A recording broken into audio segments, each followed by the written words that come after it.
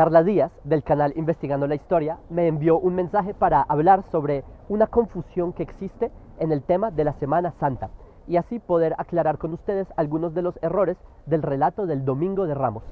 Se trata de errores que uno como judío logra darse cuenta de forma intuitiva casi, pero son errores que suelen pasar desapercibidos si una persona no conoce a fondo la tradición judía. Como muchos de ustedes quizás saben, Semana Santa es una conmemoración anual que hacen los cristianos de prácticamente todas las denominaciones y lo hacen para recordar los últimos días de vida de Jesús antes de que fuera crucificado por los romanos. Los cristianos comienzan la Semana Santa el domingo con lo que ellos llaman el Domingo de Ramos. En el Domingo de Ramos, los cristianos celebran un relato que está escrito en el Nuevo Testamento, en el que se cuenta de un evento que ellos llaman la entrada triunfal de Jesús a Jerusalén. Que les recuerdo, esta es una de las tantas puertas de la muralla para entrar a Jerusalén.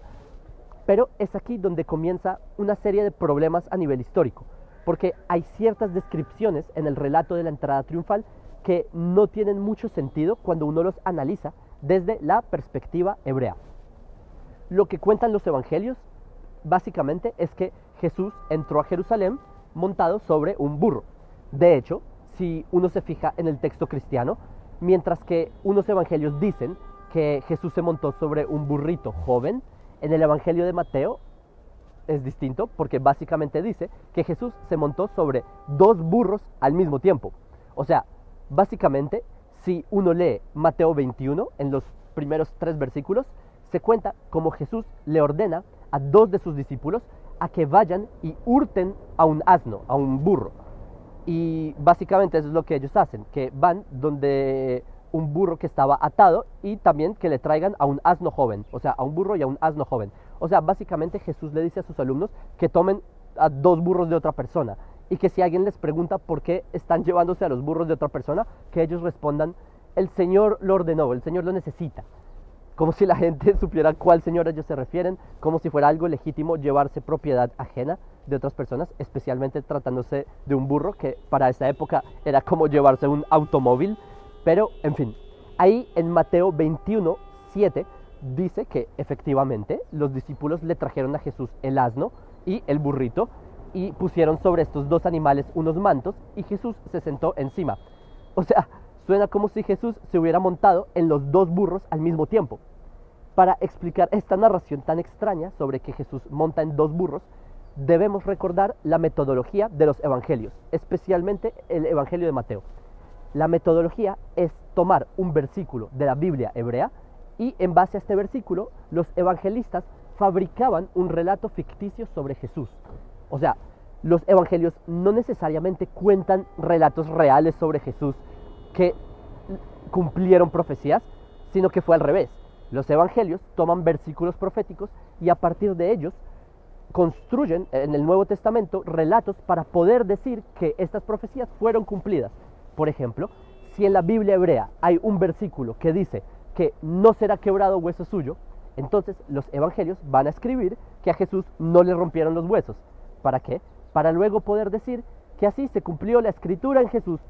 O por ejemplo, si en algún lugar de la Biblia hebrea dice tengo sed, en los evangelios van a escribir que Jesús tuvo sed y así supuestamente se cumplió la escritura.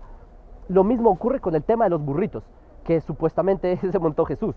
Los evangelistas tomaron un versículo en Zacarías que habla sobre montar en burro y así escribieron una historia sobre que al Jesús montar en burro cumplió la profecía de Zacarías.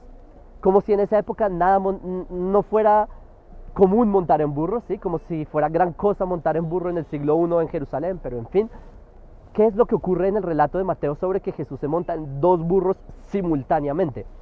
Resulta que en Zacarías, capítulo 9, versículo 9, está escrito así: alégrate mucho, hija de Sión, haz ruido, hija de Jerusalén, que aquí tu rey va a venir, justo y salvado. Él es humilde y cabalga sobre un asno, sobre un burrito, hija de burras. Así dice en Zacarías 9:9. O sea, en la profecía de Zacarías, en verdad dice que cabalga en un asno y en burrito. Menciona 2 animales al mismo tiempo, en el mismo versículo. Pero para uno, como judío, resulta muy gracioso leer el texto en Mateo, porque claramente el autor del Evangelio de Mateo no entendió el versículo de Zacarías 9:9. El autor del Evangelio de Mateo en verdad creyó que Zacarías se refería a que el Mesías debería montarse en 2 burros simultáneamente, en 2 asnos al tiempo. Entonces, ¿cómo así que Zacarías menciona a 2 animales al tiempo?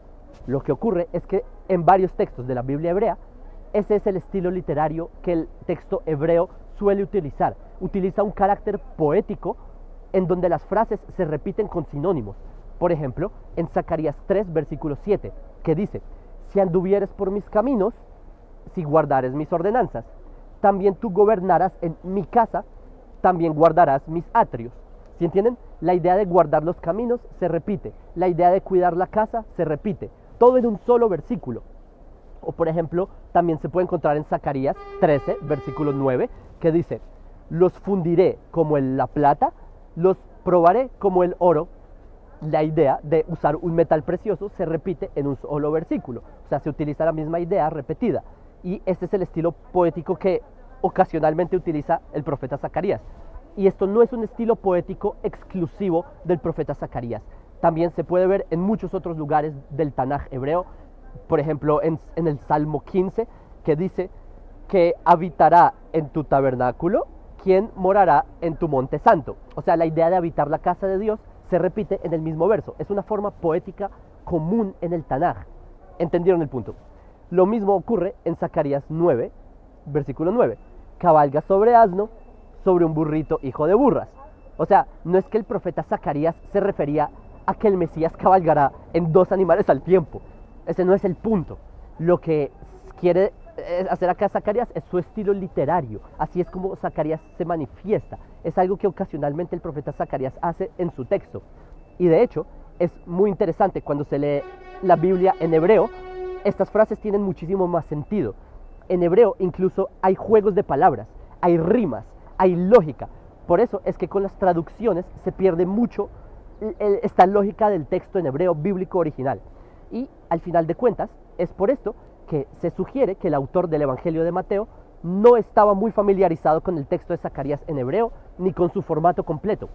Quizás el autor de Mateo solo conocía una parte de Zacarías o no sé.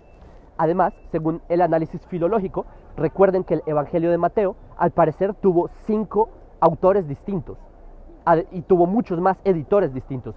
Es como, o sea, y además que es obvio, todos sabemos que Mateo originalmente es un texto escrito en griego y no desde las fuentes hebreas. Por eso es que tiene mucho sentido que Mateo se haya confundido en su relato de Zacarías sobre que Jesús tomó a 2 burritos al tiempo.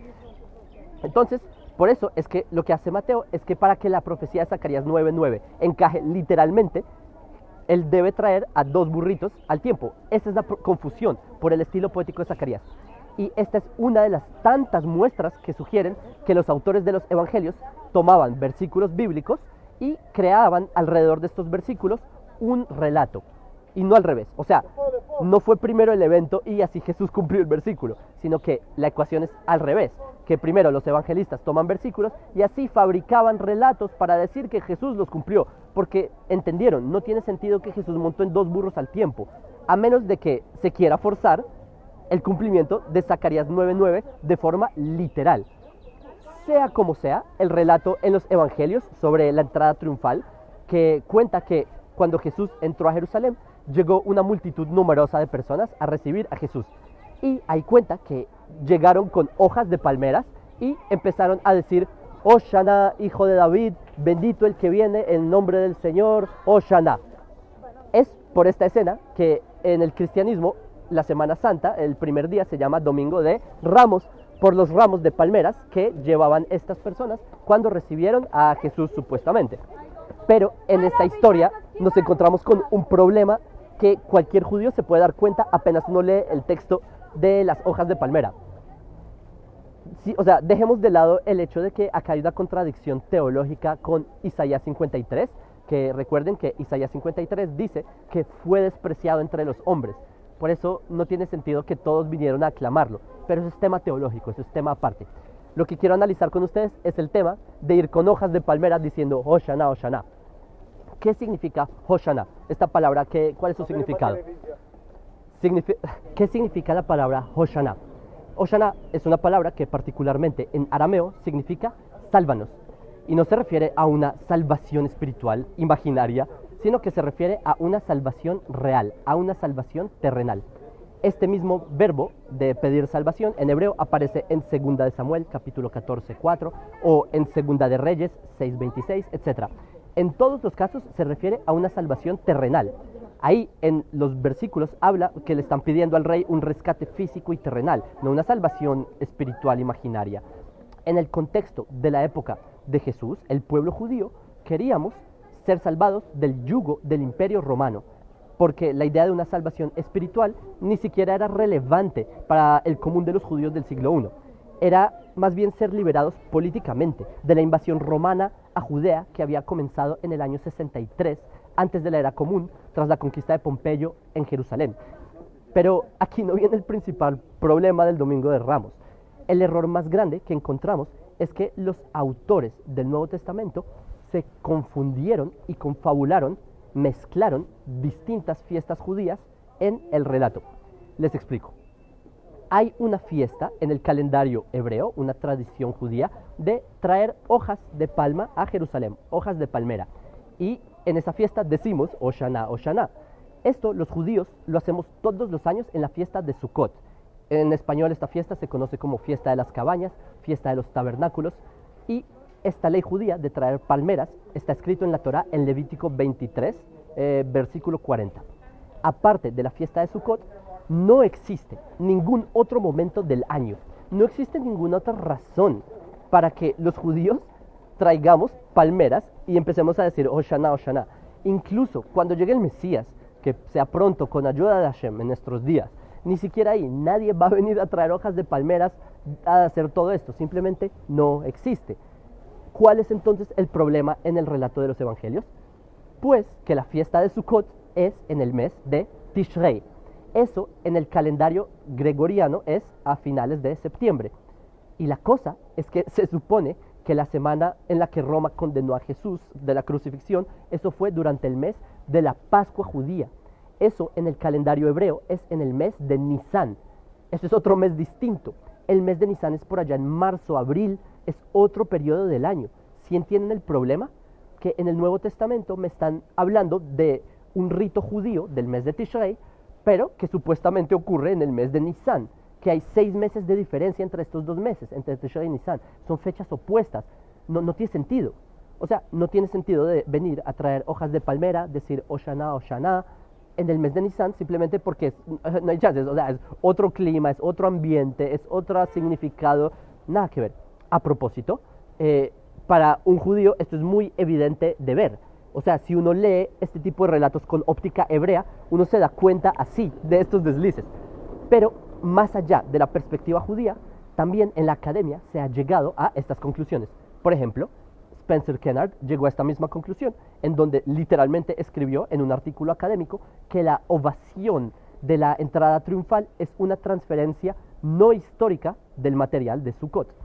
Y, en fin, todas estas problemáticas del relato denotan nuevamente que los autores del Nuevo Testamento tenían un desconocimiento del judaísmo.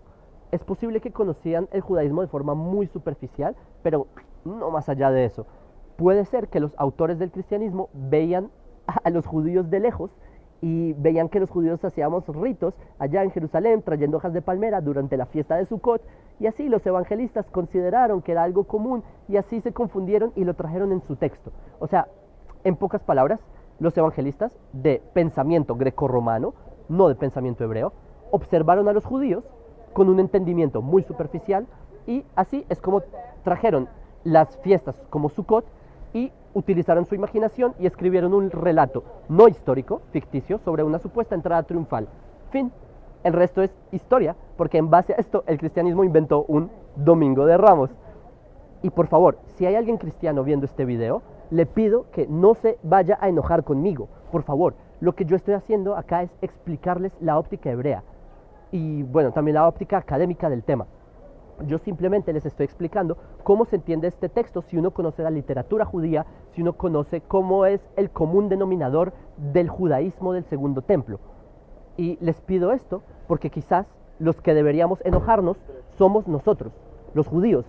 Nosotros somos los que deberíamos enojarnos con Semana Santa, porque les recuerdo que en las procesiones, en los ritos cristianos y católicos sobre la Semana Santa, hay textos que dicen que los judíos somos unos perversos, o dice que los judíos somos unos malditos, un montón de afirmaciones antisemitas contra nosotros. Así que, por favor, yo les pido que antes de enojarse, cuando se analiza la religión de ustedes, primero corrijan el odio contra los judíos que aún se conservan en sus páginas. Yo sé que hay buenos cristianos que están viendo este video y que están de acuerdo conmigo. Y ya, nada más. Este es un tema muy amplio. Hay otras anotaciones de las cuales hablar, como la cita en el libro de los Macabeos, capítulo 13, o en segunda de Macabeos, capítulo 10, que si gustan ver más detalles de este tema, pueden ir a nuestro canal en YouTube, se llama Filosofía Judía, y ver un video que se llama La entrada triunfal de Jesús a Jerusalén. Les envío un saludo desde Jerusalén.